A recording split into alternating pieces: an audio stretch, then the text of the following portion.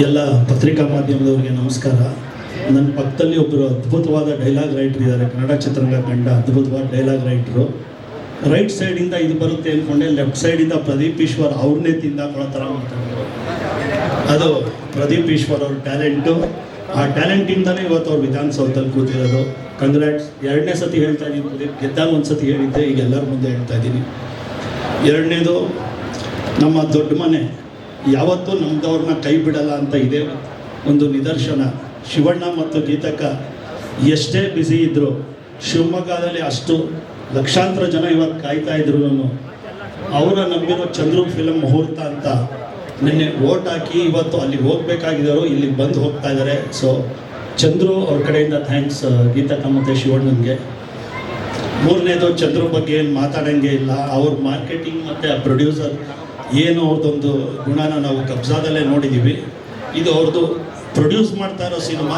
Next ಅವ್ರು direction ಮಾಡಿದಾಗ ಅವ್ರ ಬಗ್ಗೆ ವಿಸ್ತಾರವಾಗಿ ಮಾತಾಡ್ತೀನಿ. ಇದು ಆಲ್ ದ ಬೆಸ್ಟ್. ಕೃಷ್ಣ, ತುಂಬ ದಿನದಿಂದ ಒಟ್ಟಿಗೆ ಕ್ರಿಕೆಟ್ ಆಡ್ತಾ ಇದ್ವಿ, ಇವಾಗ ಸಿನಿಮಾ ಮಾಡ್ತಾ ಇರೋ ನಮ್ಮ ಚಂದ್ರು ಮಾಡಿದ್ರೆ is more than my friend, brother ಇದ್ದಂಗೆ. ನಮ್ಮದೇ ಸಿನಿಮಾ ಒಟ್ಟಿಗೆ ಮಾಡೋಣ, ಚೆನ್ನಾಗಾಗುತ್ತೆ. All the best to entire team of father. Thank you sir. Thank you. ಎಲ್ಲರೂ ಕೂಡ ನಮಸ್ಕಾರ. ಫಾದರ್ ಪ್ರತಿಯೊಬ್ಬರು ಕೂಡ ಎಮೋಷನ್ ಅಂತ ಅದ್ಭುತವಾದಂಥ ಟೈಟ್ಲು ಫಾದರ್. ಶಿವಣ್ಣ ಅವರಿಗೆ, ಗೀತಕ್ಕ ಅವರಿಗೆ, ವೇದಿಕೆ ಮೇಲಿರೋಂಥ ಎಲ್ಲ ಗಣ್ಯರಿಗೆ ನನ್ನ ನಮಸ್ಕಾರಗಳು. ಫಾದರ್ ಅದ್ಭುತವಾದಂಥ ಟೈಟ್ಲು. ಚಂದ್ರು ಸರ್ ಈ ಥರ ಒಂದು 5 ಸಿನಿಮಾಗಳನ್ನ ಮಾಡ್ತಾ ಇದ್ದೀನಿ ಅಂದಾಗ ಭಾಳ ಖುಷಿ ಆಯಿತು. ಯಾಕಂತಂದರೆ ಇವತ್ತಿನ ದಿನ ನಿರ್ಮಾಣ ಸಂಸ್ಥೆಗಳು ಕಮ್ಮಿ ಆಗ್ತಾ ಇದೆ ಕನ್ನಡದಲ್ಲಿ. ಅಂಥದ್ರಲ್ಲಿ 5 ಸಿನಿಮಾಗಳನ್ನು ಅವ್ರು ಅನೌನ್ಸ್ ಮಾಡಿರೋಂಥದ್ದು ತುಂಬ ಖುಷಿ ಆಗುತ್ತೆ. ಅದರಲ್ಲಿ ಫಾದರ್ ಈ ಒಂದು ಟೈಟ್ಲ್ ಹೇಳಿದಾಗ ಭಾಳ ಖುಷಿ ಅನ್ನಿಸ್ತು. ಟೈಟ್ಲಲ್ಲೇ ಗೆಲುವಿದೆ ಸರ್ ಅಂತ ಅನ್ನಿಸ್ತು. ನಾನು ಅವ್ರಿಗೆ ಹೇಳಿದೆ. ಮೊದಲಿಗೆ ಚಂದ್ರು ಸರ್ಗೆ ನನ್ನ ಕಡೆಯಿಂದ ಅಭಿನಂದನೆಗಳು. RC ಸ್ಟುಡಿಯೋಸ್ ಒಂದು ನಿರ್ಮಾಣ ಸಂಸ್ಥೆ ಮುಖಾಂತರ ಇದು ಮೊದಲನೇ ಸಿನಿಮಾ ಆಗುತ್ತೆ. ಇನ್ನೂ 4 ಸಿನಿಮಾಗಳನ್ನು ಅವರು ಮಾಡೋರಿದ್ದಾರೆ. ಆ ಎಲ್ಲ ಸಿನಿಮಾಗಳು ಕೂಡ ನನ್ನ ಕಡೆಯಿಂದ ಶುಭ ಹಾರೈಕೆಗಳು. ಆ್ಯಂಡ್ ವೇದಿಕೆಯಲ್ಲಿ ಇನ್ನೊಬ್ಬರು ಅದ್ಭುತವಾದಂಥ ಟೆಕ್ನಿಷಿಯನ್ ಇದ್ದಾರೆ, ಹರಿ ಸರ್. ನೀವೆಲ್ಲರೂ ಕೂಡ ಜೈ ಹನುಮಾನ್ ಸಿನಿಮಾ ನೋಡಿರ್ತೀರ. ಭಾಳ ಅದ್ಭುತವಾದಂಥ ಆ ಸಿನಿಮಾ, ತುಂಬ ಅದ್ಭುತವಾಗಿತ್ತು ಸರ್. ಮ್ಯೂಸಿಕ್ಕು ಶುಭವಾಗಲಿ. ನಿಮಗೆ ಕನ್ನಡಕ್ಕೆ ಪಾದಾರ್ಪಣೆ ಮಾಡ್ತಾ ಇದ್ದೀರಾ RC ಸ್ಟುಡಿಯೋಸ್ ಮುಖಾಂತರ. ತುಂಬ ಅದ್ಭುತವಾಗಿ ಆಗಲಿ ಈ ಸಿನಿಮಾ ಜರ್ನಿ, ಕನ್ನಡದಲ್ಲಿ ನಿಮಗೆ ಶುಭವಾಗಲಿ ಅಂತ ನನ್ನ ಕಡೆಯಿಂದ ಹಾರೈಸ್ತೀನಿ ಸರ್. ಆ್ಯಂಡ್ ಈ ಸಿನಿಮಾದಲ್ಲಿ ಗೆಳೆಯ ಕೃಷ್ಣ ಅವರು ನಾಯಕ ನಟರ ಕಾಣಿಸ್ಕೊತಾ ಇದ್ದಾರೆ, ಅಮೃತ ಅವರು ನಾಯಕಿಯಾಗಿ ಕಾಣಿಸ್ಕೊತಾ ಇದ್ದಾರೆ. ಈ ಸಿನಿಮಾದ ಎಲ್ಲ ಟೆಕ್ನಿಷಿಯನ್ಸ್ಗೆ, ಎಲ್ಲ ಕಲಾವಿದರಿಗೆ ಎಲ್ಲರಿಗೂ ಶುಭವಾಗಲಿ. ಧನ್ಯವಾದಗಳು. Thank you. ಎಲ್ಲರಿಗೂ ನಮಸ್ಕಾರ. ವೇದಿಕೆ ಮೇಲಿರೋದು ಎಲ್ಲರಿಗೂ ನಮಸ್ಕಾರ. ಆ್ಯಂಡ್ ಶಿವಣ್ಣ ಆ್ಯಂಡ್ ಗೀತಕ್ಕ, thank you so much election ಬಿಸಿಲು ಬಂದಿದ್ದಕ್ಕೆ. ಶಿವಣ್ಣವ್ರು ಹೇಳ್ದಂಗೆ ಬಡವ ರಾಸ್ಕಲಲ್ಲೂ ಬಂದು ನಮ್ಗೆ ಬ್ಲೆಸ್ ಮಾಡಿದರು. ಸಿನಿಮಾ ಸೂಪರ್ ಹಿಟ್ ಆಗಿತ್ತು. ಸೊ ಫಾದರ್ ಕೂಡ ಬಂದಿದ್ದಾರೆ. ಐ ಥಿಂಕ್ ಶಿವಣ್ಣ ಗೀತಕ್ಕ ನಮಗೆ ಲಕ್ ಫ್ಯಾಕ್ಟರ್, ಆ ಲಕ್ ಇಲ್ಲೂ ಕ್ಯಾರಿ ಆಗಲಿ ಅಂತ ನಾನು ಕೇಳ್ಕೊತೀನಿ. ಫಾದರ್ ಸಿನಿಮಾ ನನ್ನ ಕರಿಯರಲ್ಲಿ ತುಂಬ ಇಂಪಾರ್ಟೆಂಟ್. ಯಾಕಂದರೆ ಡಾರ್ಲಿಂಗ್ ಕೃಷ್ಣ ಅವ್ರ ಜೊತೆ 3ನೇ ಬಾರಿಗೆ ಮತ್ತೆ ಕಾಣಿಸ್ಕೊಳ್ತಾ ಇದ್ದೀನಿ. ನನಗೆ ಸಿನಿಮಾ ನರೇಟ್ ಮಾಡಿದಾಗ್ಲೂ ಅಷ್ಟೇ ಒಂದು 3-4 ದಿನ ಆ ಕತೆ ತುಂಬ ಕಾಡ್ತಾ ಇತ್ತು. ಆ್ಯಂಡ್ ತುಂಬಾ ಖುಷಿ ಆಯಿತು. ಒಂದು ಸ್ಯಾಟಿಸ್ಫ್ಯಾಕ್ಷನ್ ಸಿಕ್ತು. ಫೈನಲಿ ಒಂದು ಒಳ್ಳೆ ಸಿನಿಮಾ ಸಿಕ್ತು, ಒಂದು ಒಳ್ಳೆ ಸ್ಕ್ರಿಪ್ಟ್ ಸಿಕ್ತು ಅಂತ. ಆ್ಯಂಡ್ ಚಂದ್ರ ಸರ್ ಅವರ ನಿರ್ಮಾಣದಲ್ಲಿ ಆ್ಯಕ್ಟಿಂಗ್ ಮಾಡೋದಕ್ಕೆ ತುಂಬಾ ಖುಷಿ ಆಗ್ತಾ ಇದೆ. ಆ್ಯಂಡ್ ರಾಜಮೋಹನ್ ಸರ್ ತುಂಬ ಚೆನ್ನಾಗಿ ನರೇಟ್ ಮಾಡಿದ್ರು. Thank you. KV Srikanth sir ಕೂಡ ಸಜೆಸ್ಟ್ ಮಾಡೋದಕ್ಕೆ. ಆ್ಯಂಡ್ ಕೃಷ್ಣ ಅವರು ನನಗೆ ಕತೆ ಕೇಳಿದಾಗ ಕಾಲ್ ಮಾಡಿ ಹೇಳಿದ್ರು, ಇಲ್ಲ ಈ ಕತೆ ಕೇಳ್ದಾಗಿಂದ ನೀನು ಸೂಟ್ ಆಗ್ತೀಯಾ ಅಂತ ಅನಿಸ್ತಾ ಇದೆ ಅಂತ. ಸೊ ಮೇನ್ ಫ್ಯಾಕ್ಟರ್ ನನಗೆ ಮತ್ತೆ ಸಿನಿಮಾ ಒಪ್ಕೊಳ್ಳೋಕ್ಕೆ ಕೃಷ್ಣ ಮಿಲನ ಅವರು ಕತೆ ಹೇಳಿ ಕತೆ ಕೇಳೋ ತುಂಬ ಸೂಟ್ ಆಗುತ್ತೆ ಅಂತ ಹೇಳಿದ್ರು. ಸೊ ಅವರು ಕತೆ ಕೇಳಾಗ ನನಗೆ ಅರ್ಥ ಆಯಿತು ಇದಕ್ಕೆ ಅವರಷ್ಟು ಹೇಳಿದ್ರು ಅಂತ. So thank you so much ಒಂದು ಆಪರ್ಚುನಿಟಿಗೆ. ಆ್ಯಂಡ್ ಖಂಡಿತ ನಿಮ್ಮೆಲ್ಲರಿಗೂ ಸಿನಿಮಾ ಇಷ್ಟ ಆಗುತ್ತೆ. ಜಾಸ್ತಿ ಕ್ಯಾರೆಕ್ಟರ್ ರಿವೀಲ್ ಮಾಡೋಂಗಿಲ್ಲ ಅಂತ ಹೇಳಿದ್ರು, ಬಟ್ ಕೃಷ್ಣ ಅವ್ರ ಪೇರಾಗಿ ಕಾಣಿಸ್ಕೊಳ್ತಾ ಇದ್ದೀನಿ, ಇಷ್ಟೇ ಹೇಳೋಕ್ಕಾಗೋದು. ಸೊ ಥ್ಯಾಂಕ್ ಯು ಮೀಡಿಯಾದವ್ರಿಗೆ, ಥ್ಯಾಂಕ್ ಯು ಸೋ ಮಚ್. ನಿಮ್ಮ ಪ್ರೀತಿ ಮತ್ತು ಹಾರೈಕೆ ನಮ್ಮ ತಂಡದ ಮೇಲೆ ಹೀಗೆ ಇರಲಿ ಕೇಳ್ಬೋದು. Thank you. Thank you madam. ಎಲ್ಲರಿಗೂ ನಮಸ್ಕಾರ. RC ಸ್ಟುಡಿಯೋಸ್, ನಾನು ಸಿದ್ದರಾಮಯ್ಯ ಅವರು ಬಂದು ಲಾಂಚ್ ಮಾಡಿದಾಗ ಇದು ಪ್ಯಾನ್ ಇಂಡಿಯಾ ಅಂತ. ನನ್ನ ಮೊದಲನೇ ಸಿನಿಮಾ ಭಾಳ ಕಷ್ಟಪಟ್ಟು ಶುರು ಮಾಡಿದಾಗ ಭಾಳ ದುಡ್ಡು ಇಲ್ಲದೆ ಅಡ್ಜಸ್ಟ್ ಮಾಡಿ ಚಾರ್ಮಿನಾರ್ ಸಿನಿಮಾ ನಾನೇ ನಿರ್ಮಾಪಕ ಬಂತು.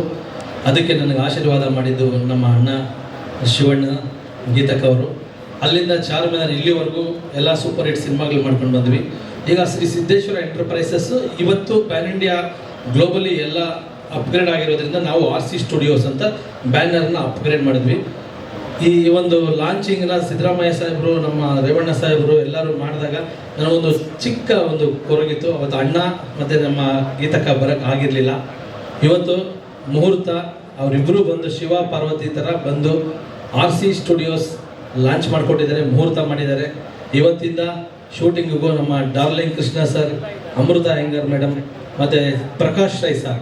ಈ ಸಿನಿಮಾ ಬಗ್ಗೆ ಹೇಳಬೇಕಂದ್ರೆ ಫಾದರು ಈ ಚಿತ್ರಕ್ಕೆ ರಾಜ್ಮೋಹನ್ ಅವರು ಬಂದ ಕತೆ ಹೇಳಿದ್ರು ನನಗೆ. ಇಲ್ಲಿ ಭಾಷೆಯ ಅಂತರ ಇಲ್ಲ.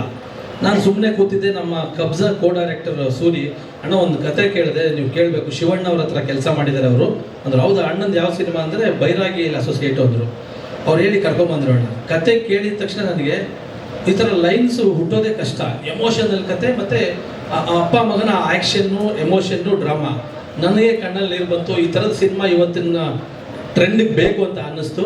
ಇಮಿಡಿಯೇಟ್ ಅವ್ರಿಗೆ ಅಡ್ವಾನ್ಸ್ ಕೊಟ್ಟು 9 ತಿಂಗಳು ಇಲ್ಲೇ ಕೂರಿಸಿ ನನ್ನ ಸಿನಿಮಾಗಳನ್ನು ಪೋಸ್ಟ್ಪೋನ್. ಎಷ್ಟೋ ಜನ ನೀವು ಇನ್ನೂ ಯಾಕೆ ಡೈರೆಕ್ಟ್ ಮಾಡ್ತಿಲ್ಲ ಅಂದರು. ರಾಜ್ಮೋಹನ್ ಅವ್ರಿಗೆ ಅಸೋಸಿಯೇಟ್ ಆಗಿ ಇಲ್ಲೇ ಇದ್ದಾರೆ. ರಾತ್ರಿ ಹಗಲು ಕೂತ್ಕೊಂಡು ಸ್ಕ್ರಿಪ್ಟಲ್ಲಿ ಕೂಡ ಮಂಜು ಮಾಂಡವ್ಯ ಎಲ್ಲರೂ ಸೇರಿ ಒಂದು ಒಳ್ಳೆ ಕಂಟೆಂಟ್ ಚೆನ್ನಾಗಾಗಲಿ ಅಂತ ಒಂದು ಟೀಮ್ ವರ್ಕ್ ಮಾಡಿ ಇವತ್ತು ಅದು ಫಾದರ್ ಇವತ್ತು ಮುಹೂರ್ತ ಆಗಿದೆ. ಫಾದರ್, ಡಾಗ್, ಶ್ರೀರಾಮ ಬಾಣಚರಿತೆ ಮತ್ತು ನಮ್ಮ ಅಣ್ಣದು ಇನ್ನೊಂದು ಸಿನಿಮಾ ಆದಷ್ಟು ಬೇಗನೆ ಅಣ್ಣ ಸಿನಿಮಾನು ಮಾಡ್ತೀನಿ. ಸೊ ಒಟ್ಟಾರೆ ನಮ್ಮ ಬ್ಯಾನರ್ಲಿ 5 ಸಿನಿಮಾಗಳು, 5 ಕಥೆಗಳನ್ನು ನಾವು ಲಾಕ್ ಮಾಡಿದ್ದೀವಿ. ಇವತ್ತು ಮೊದಲು ಜನ್ಮಕರ್ತ ಫಾದರ್, ಹಾಗಾಗಿ ಫಾದರ್ ಸಿನಿಮಾನೇ ಇವತ್ತಿಂದ ಶೂಟಿಂಗ್ ಹೋಗೋ ಥರ ಒಂದು ಮುಹೂರ್ತ ಮಾಡಿದ್ದೀವಿ. ನಿಮ್ಮೆಲ್ಲರ ಆಶೀರ್ವಾದ ಇರಲಿ. ಹಂತ ಹಂತವಾಗಿ ಬೆಳೆಸಿದವರು ನೀವುಗಳು, ಮಾಧ್ಯಮದವರು, ಎಲ್ಲ ಸೋಷಿಯಲ್ ಮೀಡಿಯಾ ಇರ್ಬೋದು, ಪತ್ರಕರ್ತರು, ಟಿವಿಯವರು ಎಲ್ಲರೂ, ನಮ್ಮ ರೇವಣ್ಣ ಸಾಹೇಬರು, ನನಗೆ ಯಾವಾಗಲೂ ನನ್ನ ಗಾಡ್ ಫಾದರ್ ಅವರು, ಹೇಳೋದಿಲ್ಲ ನನಗೆ. ಅಣ್ಣ ಲಕ್ಷ್ಮಣ ಎಲ್ಲ ಮಾಡಿದೆ. ಅಣ್ಣನ ಆಶೀರ್ವಾದ ನನಗೆ ಸದಾ ಇದೆ. ನಾನು ಒಬ್ಬರನ್ನ ಮರೆತೆ, ನಮ್ಮ ಪ್ರದೀಪ್ ಈಶ್ವರ್ ಅವರು ನನ್ನ ತುಂಬ ಸ್ನೇಹಿತ, 20 ವರ್ಷಗಳ ಸ್ನೇಹಿತ, ನಮ್ಮೂರವರು. ಸೊ ಅದಾದ ನಂತರ ನಾನು ಕಬ್ಜಾ ಮಾಡುವಾಗ ಪ್ರತಿ ಸ್ಟೆಪ್ಪಲ್ಲೂ ಕೂಡ ಅವರು, ಅಣ್ಣ ಈ ಥರ ಇದೆ, ಈ ಥರದ ಡೈಲಾಗ್ಸು ಪ್ರದೀಪ್ ಈಶ್ವರ್ ಅಣ್ಣ ಬರೆದಿದೆ. ಕಬ್ಜಾಗೆ ಬಂದು ಬೆಳಗ್ಗೆ 6 ಗಂಟೆಗೆ ಬರೋರು. ನಾವೆಲ್ಲ 8 ಗಂಟೆಗೆ ಬಂದರೆ 6 ಗಂಟೆಗೆ ಬಂದು ನಮ್ಮ ಆಫೀಸ್ ಹತ್ರ ಗಾಡಿ ಹಾಕಿ ಕೂತ್ಕೊಂಡು ನಮ್ಮ ಮಂಜು ಇದ್ದಾರೆ ಡೈರೆಕ್ಟ್ರು, ಏನಣ್ಣ ಈ ಅಪ್ಪ ಇಷ್ಟೊತ್ತಿಗೆ ಬರ್ತಾರೆ ಅಂತ. ಪ್ರದೀಪ್ ಅವ್ರ ಬಗ್ಗೆ ನಾನು ಇವಾಗ ಹೇಳ್ತಾ ಇರ್ತೀನಿ, ನೋಡಿ ಇವತ್ತು ಮಂಜು ಎಲ್ಲಿದ್ದಾರೆ, ಅವ್ರು 6 ಗಂಟೆಗೆ ಬಂದು ಸೈಡಲ್ಲಿ ಕಾರ್ ಹಾಕಿ ಡೈಲಾಗ್ ಬರೆಯೋಕ್ಕೆ ಬರೋರು, ಎಲ್ಲಿದ್ದಾರೆ ನೋಡು ಮಂಜು ಅಂತ ಇರ್ತೀನಿ. ನಮ್ಮ ಕಣ್ಣು ಮುಂದೆನೇ ನಮಗೆ ಹೆಮ್ಮೆ ಅನಿಸುತ್ತೆ. ಇವತ್ತು ನಂಬಕ್ಕಾಗ್ತಿಲ್ಲ ಅವರ ಒಂದು ಮಾತಿನ ಶಕ್ತಿ ಮತ್ತು ಅವರ ಕೆಲಸದ ವೈಖರಿ ಮತ್ತು ಅವ್ರ ಒಂದು ದೈವ ಭಕ್ತಿ. ಇವತ್ತು ಅವರು ಹೋದ ಸತಿ ನಾವು ಅವ್ರನ್ನ ನಾರ್ಮಲ್ ಆಗಿ ಇಂಟ್ರೊಡ್ಯೂಸ್ ಮಾಡಿದ್ವಿ, ಇವತ್ತು ಅವರು MLA ಅಂತ ಇಂಟ್ರೊಡ್ಯೂಸ್ ಮಾಡ್ತಾ ಇದ್ವಿ. ಸೊ ಇವತ್ತು ಅವರು ಕೂಡ ನಮಗೆ ಒಂದು ಶಕ್ತಿ, ನನ್ನ ಸ್ನೇಹಿತರು. ಪ್ರಿಯದಾಗ ನಾನು ಎಲ್ಲ ನೆನೆಸ್ಕೊಳ್ಳೇಬೇಕು. ನಾವು ಏನೇ ಮಾಡಿದ್ರು ನನ್ನ ಅಣ್ಣ, ನಮ್ಮ ಶ್ರೀಕಾಂತ್ ಅಣ್ಣ, ಮೈಲಾರಿ ಚಿತ್ರದಲ್ಲಿ ಮುಂಚೆ ತಾಜ್ ಮಹಲ್ ಆದಾಗ ನನಗೆ ಅಡ್ವಾನ್ಸ್ ಕೊಟ್ಟಿದ್ದು ನಿಮಗೆಲ್ಲ ಗೊತ್ತೇ ಇದೆ. ಅಲ್ಲಿಂದ ಇಲ್ಲಿವರೆಗೂ ನಾನು ಏನೇ ಮಾಡಿದ್ರು ಅವ್ರಿಗೆ ಹೋಗಿ ಸಜೆಷನ್ ತೊಗೊಂಡು, ಸರ್ ಹಿಂಗೆ ಮಾಡ್ತಿದ್ದೀನಿ ಕರೆಕ್ಟಾ ಅಂತ ಕೇಳಿ ನನ್ನ ಅಣ್ಣನ ಸ್ಥಾನದಲ್ಲಿ ಅವ್ರನ್ನ ಇಟ್ಕೊಂಡು ನಾನು ಸಿನಿಮಾಗಳು ಮಾಡ್ಕೊಂಬರ್ತಾ ಇದ್ದೀನಿ. Srikanth sir thank you so much. Chetan ಅವ್ರು ಬಂದಿದ್ದಾರೆ, ಚೇತನ್ ಅವರೇ ಥ್ಯಾಂಕ್ ಯು. ನಮ್ಮ ರಾಜ್ಮೋಹನ್ ನಿಮ್ಮನ್ನು ಕುರಿತು ಮಾತಾಡ್ತಾರೆ. ಅವ್ರಿಗೆ ಹೇಳಿದೆ ನಾನು, ಫಸ್ಟು ಫಾದರ್ ನಿಮ್ಮಿಂದ ಶುರು ಮಾಡ್ತಾ ಇದ್ದೀನಿ, ನೀವು ಎಷ್ಟು ಡೆಡಿಕೇಟ್ ಮಾಡ್ತೀರಾ ಅಷ್ಟು ಕನ್ನಡ ಚಿತ್ರರಂಗದಲ್ಲಿ. ಈಗ ಅಣ್ಣ ಬಂದು ಶಿವಣ್ಣವ್ರ ಸಿನಿಮಾ ನೀವು ಅಸೋಸಿಯೇಟ್ ಆಗಿ ಮಾಡಿದ್ರಿ ನೋಡಿ, ನಿಮ್ಮ ಹಣೆ ಬರ ನೋಡಿ, ಬಂದಲ್ಲಿ ಕೆಲಸ ಮಾಡ್ತಿದ್ದಂಗೆ ಎಷ್ಟೋ ಜನ ಕಾಯ್ದಿರ್ತಾರೆ. ಟಕ್ಕಂತ ನಿಮ್ಮ ಕಥೆಯಿಂದ ಸಿನಿಮಾ ಸಿಕ್ತು, ಚೆನ್ನಾಗಿ ಮಾಡಿ ಅಂತ ಹೇಳಿದ್ರಿ, ಕತೆ ಚೆನ್ನಾಗಿ ಮಾಡಿದ್ದಾರೆ. ಅವರು ಕೂಡ ಮಾತಾಡ್ತಾರೆ. ನಿಮ್ಮೆಲ್ಲರ ಆಶೀರ್ವಾದ ಇರಲಿ. ಥ್ಯಾಂಕ್ ಯು ಶಿವಣ್ಣ, ಗೀತಕ್ಕ ನಮಸ್ಕಾರ ಅಕ್ಕ, ಕೃಷ್ಣ ಸರ್ ಅಣ್ಣ ನಮಸ್ತೆ ಅಣ್ಣ. ರಾಜ್ಮೋಹನ್ ಅವ್ರು ಮಾತಾಡ್ತಾರೆ. ಆಮೇಲೆ ಚಾರ್ಮಿನಾರ್ ಹರಿ ಬಂದು ನನಗೊಂದು ಖುಷಿ ಇದೆ, ಹನುಮಾನ್ ಇವತ್ತು ದೊಡ್ಡ ಹಿಟ್ ಆಗಿದೆ. ಇವತ್ತು 300 ಕೋಟಿ 400 ಕೋಟಿ ಹನುಮಾನ್ ಮಾಡಿದೆ. ಅದಕ್ಕೆ ಮುಂಚೆ ಹರಿನ ಹೈದರಾಬಾದಲ್ಲಿ ಸಿಕ್ಕಿ ಜನರ ಚಾನ್ಸು ಕೇಳಿಲ್ಲ, ಒಂದು ಹಾಡು ಹೇಳಿದ್ರು, ನಿಮ್ಮನ್ನ ಮ್ಯೂಸಿಕ್ ಡೈರೆಕ್ಟರ್ ಮಾಡೋಣ ಅಂತ ಹೇಳಿ ಕರೆದು ಚಾರ್ಮಿನಾರ್ ಸಿನಿಮಾ ಮಾಡಿದ್ದೆ ನಾನು. ಅವಾಗ ದೊಡ್ಡ ಹಿಟ್ ಆಗಿತ್ತು. ಚಾರ್ಮಿನಾರ್ ಆದಮೇಲೆ ಇವಾಗ ಹನುಮಾನ್ ಮಾಡಿದ್ದಾರೆ.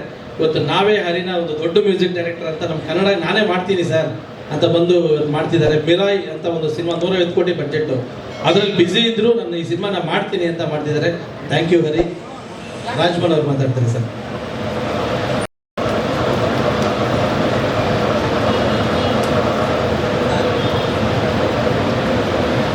எல்லாருக்கும் வணக்கம். எனக்கு கன்னட பேச வராது, ஆனால் நல்லா புரியும். யார் என்ன பேசினாலுமே புரியும், டயலாக் எல்லாமே புரியும். நான் வந்து எங்கள் டைரக்டர் விஜய் மில்டன் சார் படத்தில், நான் சிவானா படத்தில் ஒர்க் பண்ணேன். சார் சொன்னது மாதிரி நான் உங்களுக்கு ஒரு கதை சொல்லியிருந்தேன், ஓகே ஆயிருந்தது. அதுக்கப்புறம் அது ஏதோ காரணத்தினால வந்து ரொம்ப லேட் ஆயிடுச்சு.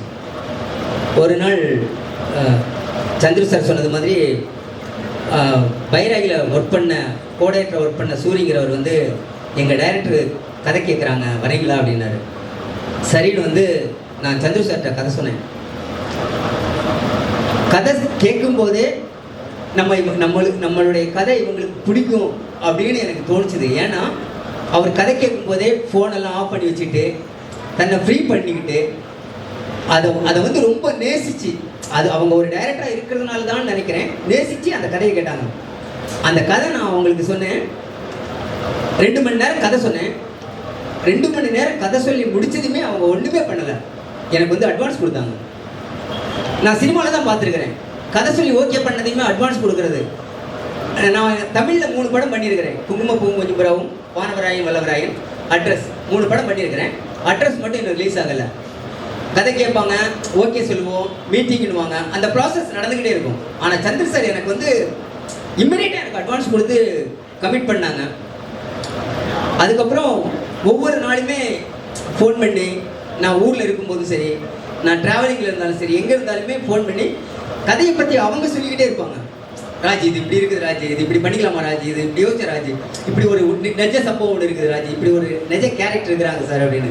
எனக்கு அது ரொம்ப பிடிச்சிருந்தது. ஒரு டைரக்டருடைய கதையில் ஒரு ப்ரொடியூசர் இன்வால்வ் ஆகுறதுங்கிறது வேற, அதை ரசித்து கூட ட்ராவல் பண்ணுறதுங்கிறது வேற. சந்துரு சார் என் கையை பிடிச்சி இழுத்துக்கிட்டு கூடவே ட்ராவல் பண்ணுவாங்க. நான் ஆர்சி ஸ்டுடியோவில் படம் பண்ணுறதை வந்து நான் ரொம்ப பெருமையாக நினைக்கிறேன். எனக்கு வந்து இந்த படம் பண்ணுறதுக்கு ஒரு நல்ல கம்பெனி, ஒரு பெரிய கம்பெனியாக இருந்தால் நல்லா இருக்கும் அப்படின்னு நான் நினச்சிட்டே இருந்தேன். ஒரு லைக்கா மாதிரியோ ஒரு கம்பானியா மாதிரியோ ஒரு கம்பெனி இருக்கணும் அப்படின்னு நான் நினச்சிருந்தேன். எனக்கு ஆர்சி ஸ்டுடியோ லான்ச் பண்ணும்போதே சிஎம் வந்து லான்ச் பண்ணாங்க. எனக்கு ரொம்ப சந்தோஷமாக இருந்தது. ஒரு பிக்கஸ்ட் கம்பெனியில் நம்ம வந்து படம் பண்ணுறோம், ஒரு பெரிய டீம். நான் வந்து இந்த படத்தை வந்து ஒரு பட்ஜெட்டில் இப்படி பண்ணலாம், அப்படி பண்ணிக்கலாம், இந்த ஆர்டிஸ்ட் போதும், இந்த மாதிரியான லொக்கேஷன் போதும் அப்படின்னு நினச்சேன். ஆனால் சந்திர சார் வந்து எல்லாத்தையுமே உடைச்சாங்க. இல்லை ராஜ், இந்த படத்தை பெரிய படமாக பண்ணுறோம், அப்பா கேரக்டர் பிரகாஷ் ராய் சார் பண்ணட்டும், ஹீரோ கேரக்டர் கிருஷ்ணா கேரக்டர் பண்ணட்டும், இது இவங்க பண்ணட்டும் அப்படின்னு cameraman, music director, editor, art director எல்லாமே ஒரு பெரிய படமாக்கிட்டாங்க. இதை எதுக்கு நான் சொல்கிறேன்னா, இது மாதிரியான ஒரு கம்பெனியில் படம் பண்ணுறது எனக்கு வந்து ரொம்ப பெருமையாக இருக்குது. நான் ரொம்ப நன்றி கடன் பட்டுருக்கிறேன். ரொம்ப ரொம்ப தேங்க்ஸ் சந்துரு சார்.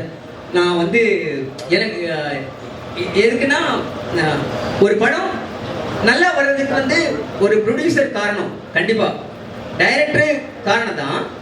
ஆனால் ஒரு ப்ரொடியூசர் என்ன ஃப்ரீடம் கொடுக்குறாங்களோ அதை பொறுத்து தான் நம்மளுக்கு அந்த படம் நல்லா அமைகிறதுக்கான ஒரு விஷயமா இருக்கும். நான் வந்து சென்னையிலேருந்து இங்கே வந்து தங்கியிருக்கிறேன், 8 மாதமாக தங்கியிருக்கிறேன். ஆனால் ஒவ்வொரு நாளுமே ஒவ்வொரு விஷயமுமே அந்த கம்பெனியிலேருந்து எனக்கு எல்லாமே கரெக்டாக பண்ணி, கரெக்டாக அது என்ன சொல்கிறேன், நான் சொன்ன கொஞ்சம் ஓவராக இருக்கும். நான் வந்து என்னடா ஓவராக ப்ரொடியூசர் பற்றி சொல்லிட்டு இருக்கிறானே அது மாதிரி இருக்கும். ஆனால் ப்ரொடியூசராக நான் சொல்லலை, ஒரு பிரதரா, ஒரு ப்ரொடியூசராகவே சொல்லலாம்.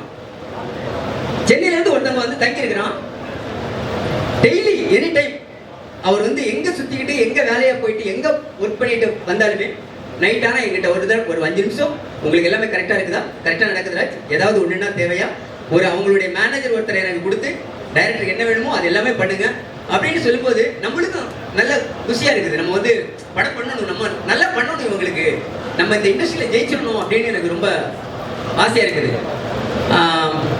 கிருஷ்ணா சார் கதை கேட்டுட்டு ரொம்ப நல்லா இருக்குன்னாங்க. அவங்க நல்லா நடிச்சிருவாங்க, நல்லா நடிச்சிடலாம். அப்புறம் அமிர்தா மேடம் அவங்களும் நல்லா கதை கேட்டு அவங்களுக்கு பிடிச்சிருந்தாங்க. எல்லாத்துக்குமே ஹரி சார் ரொம்ப தேங்க்ஸ் சார், நீங்கள் என் படத்தில் வந்து பண்ணுறதுக்கு. எல்லாத்துக்குமே இங்கே வந்திருந்தவங்களுக்கு எல்லாத்துக்குமே நான் நன்றி சொல்லிக்கிறேன். இந்த படம் ஒரு நல்ல படமாக வரும். எல்லாருமே கதை பற்றி சொன்னாங்க, ரொம்ப நல்ல கதை, கண்டிப்பாக உங்களுக்கு எல்லாத்துக்குமே பிடிக்கும். நம்ம லைஃப்பில் எல்லாருமே இந்த பிரச்சனைகளை கடந்து வந்திருப்போம். அப்படிப்பட்ட ஒரு கதை. எப்போவுமே உங்களுடைய ஆசீர்வாதம், உங்களோட அரவணைப்பு எனக்கு வேணும். நான் கன்னடத்துக்கு வந்திருக்கிறேன், நீங்கள் என்னை கையை பிடிச்சி இழுத்துட்டு போகணுன்னு நான் ரொம்ப விருப்பப்படுறேன். எனக்கும் பத்திரிகை துறைக்கும் மிக நெருங்கிய சம்மந்தம் உண்டு. ஏன்னா நான் பேப்பர் போட்டு படித்து தான் எம்ஏ முடிச்சுட்டு டைரக்டர் ஆனேன். இன்னைக்கு பேப்பரில் செய்தியாக வர்றது வந்து எனக்கு ஒவ்வொரு நாளுமே அது வந்து ஒரு சந்தோஷமான விஷயம். ரொம்ப நன்றி ಸರ್. Thank you sir. ಎಲ್ಲರಿಗೂ ನಮಸ್ಕಾರ. ತುಂಬ ಸಂತೋಷ. ನಮ್ಮ ಭಾಗದಲ್ಲಿ ನಮ್ಮ ಶಿವರಾಜ್ ಕುಮಾರ್ ಸರ್ ಅವರು ಇಬ್ಬರು ಬಂದಿದ್ದೀರಾ. ದೊಡ್ಡ ಮನೆಯವರು, ದೊಡ್ಡ ಮಗ ಅವರು ಬಂದಿದ್ದಾರೆ. ತುಂಬ ಖುಷಿ. ನನ್ನ ಕರೆದಾಗ ಬಂದು ಗೀತಾ ಮೇಡಮ್ ಅವರು ಬರ್ತಾ ಇದ್ದಾರೆ. Madam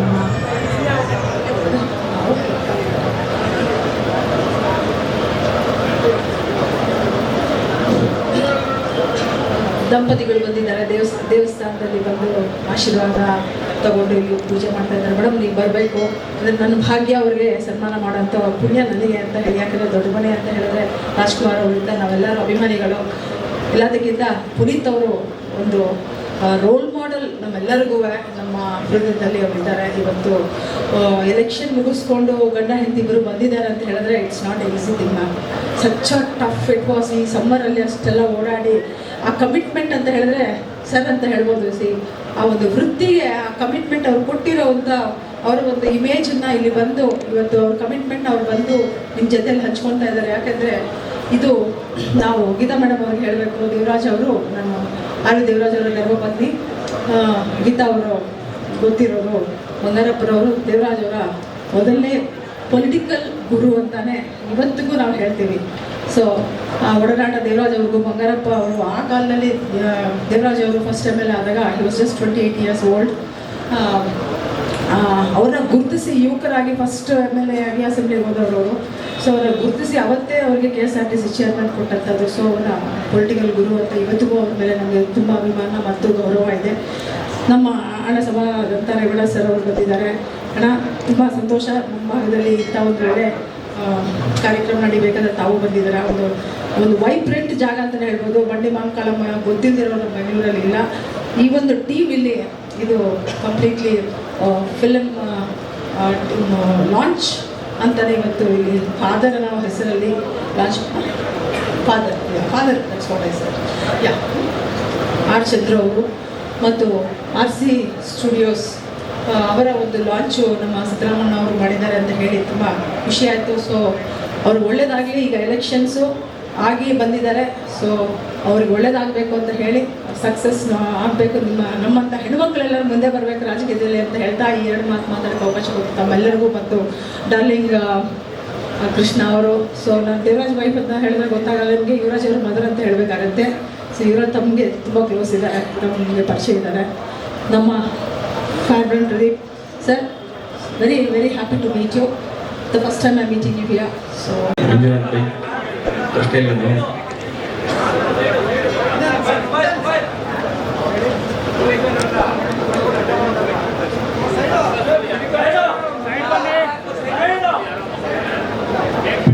So secretary